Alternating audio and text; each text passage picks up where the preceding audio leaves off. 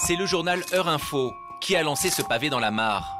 Dans son dernier numéro daté de mardi, l'hebdomadaire publie les clichés du directeur de la sécurité de la mairie d'Évreux dans une tenue similaire à celle des forces de l'ordre. Des photos prises pour la plupart lors de la manifestation des Gilets jaunes le 26 janvier dernier. Sur une autre, antérieure, on le voit sur une moto de la police municipale. Problème, l'homme n'est pas policier, mais fonctionnaire territorial. C'est quand même pas la tenue d'un agent technique des villes de France. Une tenue d'intervention, un gilet tactique, un casque de maintien de l'ordre, des gants, de surcroît une bombe lacrymogène, ça fait beaucoup, quoi. Est-ce qu'on est dans une nouvelle affaire Benalla ? Oh, pour moi, oui, tout à fait. C'est l'exemple même, quoi. C'est la copie conforme, hein.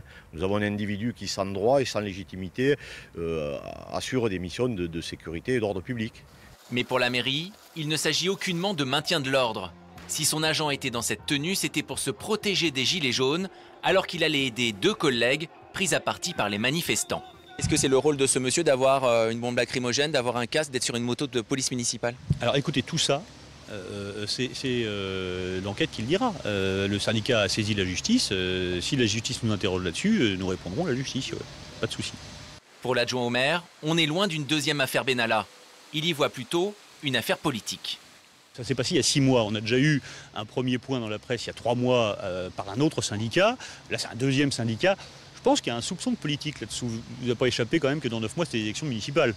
Le syndicat national de la police municipale a en tout cas saisi le ministère de l'Intérieur ainsi que la procureure de la République d'Évreux pour faire toute la lumière sur ce dossier. Pour l'instant, la magistrate attend d'avoir davantage d'éléments avant de voir si elle ouvre ou non une enquête.